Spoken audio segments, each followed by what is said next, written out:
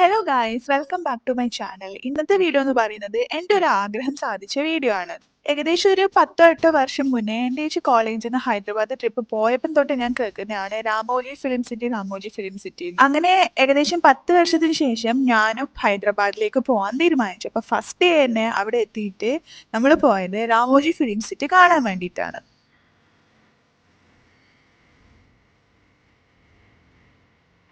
കണ്ണൂരുള്ള സവാരി ട്രാവൽമേറ്റിന്റെ പാക്കേജ് എടുത്തിട്ടായിരുന്നു ഞാനും എൻ്റെ മദർ ഇൻ ലോയും കൂടി ഈ ഹൈദരാബാദ് ട്രിപ്പ് പോയത്.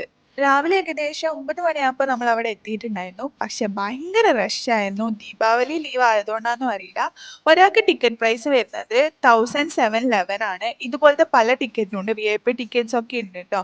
അതിനുശേഷം നമുക്കൊരു സ്റ്റാമ്പ് തരും കയ്യിൽ ഒട്ടിക്കാൻ വേണ്ടിയിട്ട്. അതിനുശേഷം സെക്യൂരിറ്റി ചെക്ക് ഇൻ ഒക്കെ കഴിഞ്ഞിട്ട് നമ്മൾ ഇതുപോലെ ഒരു ബസ്സിൽ കയറ്റി അവര് കൊണ്ടുപോകും.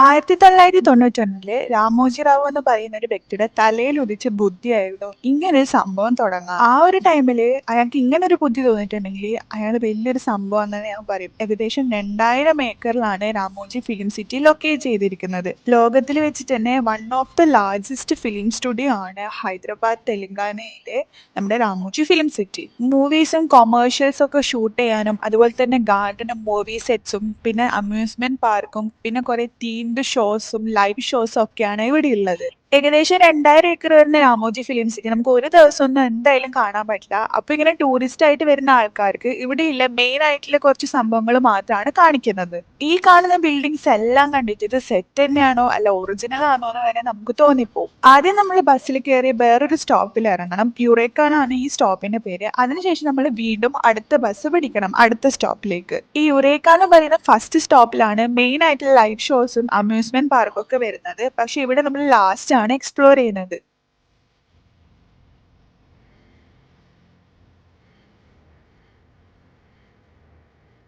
അതിനുശേഷം നമ്മൾ സെക്കൻഡ് ബസ് പിടിച്ചു. ഇത് നല്ല ബസ്സാണ് കേട്ടോ, കാണാൻ വേണ്ടിയിട്ട് തീമൊക്കെ സെറ്റ് ചെയ്ത ഒരു ബസ്. ഈ കാണുന്നത് നമ്മുടെ വൃന്ദാവൻ ഗാർഡന്റെ സെറ്റാണ്.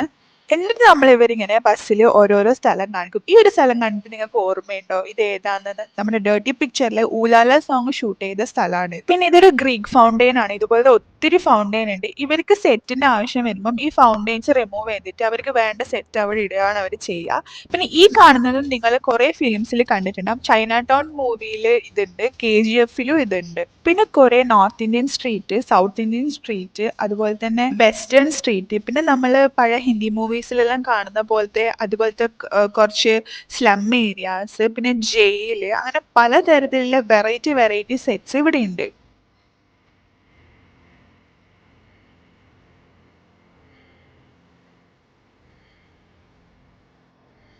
ടൂറിസ്റ്റിനെ അട്രാക്ട് ചെയ്യാൻ വേണ്ടിയിട്ട് അവർ വരുമ്പോൾ കാണിക്കുന്ന മെയിൻ ആയിട്ടുള്ള കുറച്ച് സെറ്റാണ്. ഒന്ന് ബാഹുബലി സെറ്റും അതുപോലെ തന്നെ ഇതുപോലെ ഡിവോഷണൽ മൂവീസ് അല്ലെങ്കിൽ സീരിയൽസ് ഒക്കെ എടുക്കുന്ന രാമായണ മഹാഭാരത സെറ്റ് എന്തൊരു ഭംഗിയാണെന്ന് നോക്കുക. ഇത് കണ്ടിട്ട് എനിക്ക് ഒറിജിനൽ ആണോ എന്ന് വരെ തോന്നിയിട്ടുണ്ട്. ഇത് മൊത്തം ഒരു പ്ലാസ്റ്റർ ഓഫ് പാരീസിലൊക്കെയാണ് ഉണ്ടാക്കുന്നത്. ശ്രീരാമരാജ്യം ഫിലിം നിങ്ങൾ കണ്ടിട്ടുണ്ടെങ്കിൽ അവിടെയുള്ള ആ ഫിലിമിൽ ഉണ്ടായ കുറെ സെറ്റ് ഞാൻ ഇവിടെ കണ്ടിട്ടുണ്ടായിരുന്നു. പിന്നെ നമ്മളെ മൂവീസിൽ ഉണ്ടാകുന്ന കുറെ സെറ്റ് കണ്ടിട്ടുണ്ടായിരുന്നു. പിന്നെ ഇതുപോലെ നമുക്ക് റെയിൽവേ സ്റ്റേഷൻ ഉണ്ട്, എയർപോർട്ട് ഉണ്ട്. അതിന്റെ വീഡിയോ ഒക്കെ ഞാൻ എടുക്കാൻ മറന്നു പോയതാണ്. പിന്നെ ഇപ്പോൾ ഹൈദരാബാദ് ഫിലിം സിറ്റി പോയി കഴിഞ്ഞാൽ മെയിൻ ആയിട്ടുള്ള സെറ്റ് എന്ന് പറയുന്നത് ബാഹുബലി സെറ്റാണ്. അത് ഞാൻ ഓൾറെഡി ഷോർട്ട് ആയിട്ട് പോസ്റ്റ് ചെയ്തിട്ടുണ്ട്. ഞാൻ ഇതിന്റെ അടിയിൽ ഡിസ്ക്രിപ്ഷൻ ബോക്സിൽ അതിന്റെ ലിങ്ക് കൊടുക്കാം കേട്ടോ. അതിനുശേഷം ഈ ഒരു ഏരിയ നിങ്ങൾ എല്ലാവരും കണ്ടിട്ടുണ്ടാവും, മലയാളികൾ. നമ്മുടെ ഉദയനാരായണ താരത്തിലെ സെറ്റാണ് കേട്ടോ അത്. അതിനുശേഷം നമ്മൾ മൂവീസിലെ VFX ഒക്കെ എങ്ങനെയാണ് യൂസ് ചെയ്യുന്നതെന്ന് കാണിക്കുന്നത് ചെറിയ ക്ലാസ്സും കൂടി ഉണ്ടായിരുന്നു.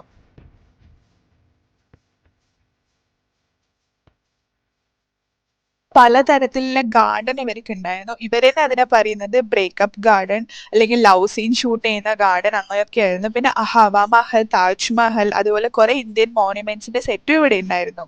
അതിനുശേഷം നമ്മള് എങ്ങനെയാണ് ഈ രാമോജി ഫിലിം സിറ്റി ഉണ്ടായത് എന്നുള്ള ഒരു ലൈവ് ഷോ ഉണ്ടായിരുന്നു. അപ്പം അത് കാണുമ്പോൾ തന്നെ നമുക്കത് ഒരു ഇൻസ്പിറേഷണൽ വീഡിയോ ആണ് പറയാ. കാണുമ്പോൾ തന്നെ വാവ്, ഇങ്ങനെ ഒരു ഐഡിയ ഈ ഒരു രാമോജി റാവു എന്ന് പറയുന്ന വ്യക്തിക്ക് ഉണ്ടായല്ലോ എന്ന് നമുക്ക് തോന്നിപ്പോവും. മൂവി സെറ്റ്സും ലൈവ് ഷോസിനൊക്കെ പുറമെ ഇവിടെ ഇതുപോലത്തെ ഒരു ബേർഡ് ഗാർഡനും ബട്ടർഫ്ലൈ ഗാർഡനും ഒക്കെ ഉണ്ട്.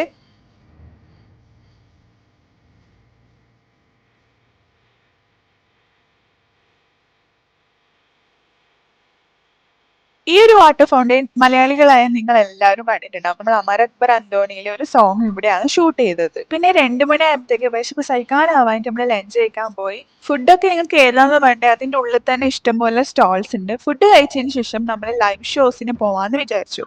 ആദ്യം നമ്മൾ കയറിയത് ഒരു ഡാൻസ് ഷോക്കാണ്.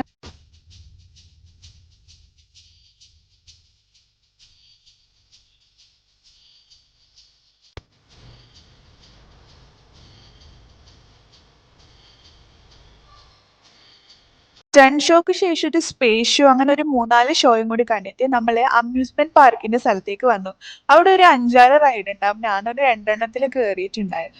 ദിവാലി ആയതുകൊണ്ട് തന്നെ ഇന്നിവിടെ സ്പെഷ്യൽ ഷോസ് ഒക്കെ ഉണ്ട്. അതുകൊണ്ട് തന്നെ DJ പാർട്ടിയും ഡാൻസ് പരിപാടിയും ഒക്കെ ഉണ്ടായിന്. എല്ലാ ഫെസ്റ്റിവൽ സീസണിലും ഇതുപോലുള്ള എന്തെങ്കിലും പ്രോഗ്രാംസ് ഇവർ ഇവിടെ ചെയ്യാറുണ്ട്. രാവിലെ 9 മണിക്ക് തുടങ്ങിയത് ഇപ്പൊ രാത്രി 8 മണി ആയിട്ടുണ്ട്. എന്നിട്ട് പോലും നമ്മൾ ഇതിന്റെ കാൽഭാഗം പോലും കണ്ടു തീർന്നിട്ടില്ല എന്നുള്ളതാണ് സത്യം. അമ്മയും ഞാനും ഒരുപാട് നടന്ന് തകർന്നിട്ടുണ്ടെങ്കിലും നമുക്ക് മനസ്സിലും മെമ്മറിയിലും സൂക്ഷിക്കാൻ വേണ്ടിയിട്ടുള്ള ഒരു നല്ല ഡേ ആയിരുന്നു.